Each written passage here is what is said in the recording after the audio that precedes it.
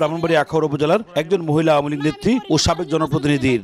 ওই নারী নেত্রীর অভিযোগ, উপজেলা পরিষদ নির্বাচনে ঘোড়া প্রতীকের প্রার্থী মোহাম্মদ মনির হোসেনের পক্ষে কাজ লড়ায় তার স্বামী মন মিয়াকে মেয়র কাজলের অনুসারী মুগদা ইউনিয়ন পরিষদের চেয়ারম্যান এম এ মতিন তার লোকজন দিয়ে মারধর করে পুলিশের কাছে ধরিয়ে দিয়েছেন। এমন অভিযোগ এনে উপজেলা চত্বরে এসে কান্নায় ভেঙে পড়েন তিনি, দেন আত্মহত্যার হুমকিও। আমার যাকে উচিত তাকে বুরদুমু এই কেন্দ্র করে এম এ মতিনে আমার বাংসুর করতেছে, আমার মাইর দূর করতেছে, আমার জামাইরে এমন রাস্তা ফালায় মারছে, পুলিশ আইন আমার জামাইরে আটক করে রাখছে থানাত। আটকের পর উপজেলা জুড়ে সমালোচনা হলে আখাউড়া পৌর মেয়র তাকজিল খলিফা কাজলের জিম্মায় আওয়ামী লীগ নেত্রী সুফিয়ার স্বামী মন মিয়াকে ছেড়ে দেয় পুলিশ।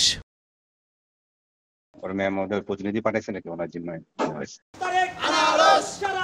যদিও পৌর মেয়র নিজেই আনারস প্রতীকের চেয়ারম্যান প্রার্থী মোহাম্মদ মুরাদ হোসেনের পক্ষে কাজ করছেন। মুরাদের পক্ষে ভোটারদের প্রভাবিত করতে বিরিয়ানি খিচুড়ি বিতরণ সহ নানা কর্মকাণ্ড চালানো হচ্ছে। এমনকি প্রতিপক্ষ প্রার্থীকে নিয়ে বিষেধঘাত করতে দেখা গেছে পৌর মেয়রকে। তার একপাক্ষিক অবস্থানের কারণে সুষ্ঠু ভোট নিয়ে শঙ্কা প্রকাশ করেছেন ভোটাররা। নগদে 500 টাকা বা তার বেশি পেমেন্টে পেতে পারেন ঢাকায় জমিসহ 20 কোটি টাকার পুরস্কার। কিছু কিছু প্রার্থী আছে যারা বলতেছে যে জোর করে ভোট নিয়ে যাবে, ভোট ছাপিয়ে নিয়ে যাবে।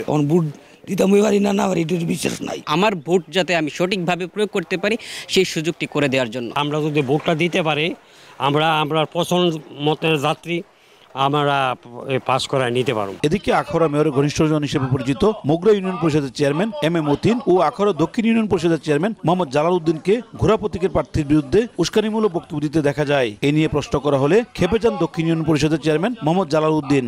না, আমি ক্যামেরার সামনে কথা বলবো না আপনার সাথে। আমি আউট অফ ক্যামেরা আপনার সাথে তো আমার কথা বলে লাভ নাই। আমি যদি ক্যামেরার অনিয়ারে কাজ করি একটু আপনার বক্তব্যটা নিয়ে আপনি যে বক্তব্যটা দিয়েছেন। রিটার্নিং কর্মকর্তা জানান, আখাউড়া পৌরসভার মেয়র কাজল ও মুগদা ইউনিয়ন পরিষদের চেয়ারম্যানকে শোকজের মাধ্যমে সতর্ক করা হয়েছে। যদি আচরণবিধি লঙ্ঘন হয় সেখানে আমরা ইতিমধ্যে কারণ দর্শানোর নোটিশও দিয়েছি। তারা কিছু জবাবও দিয়েছেন, তাদেরকে আবারও পুনরায় এই জবাবের প্রেক্ষিতে তাদেরকে বলা হয়েছে জবাব পর্যালোচনা করা হচ্ছে। যদি এরকম জবাব সন্তোষজনক না হয় তাহলে কমিশনেও এটা দেওয়া হবে।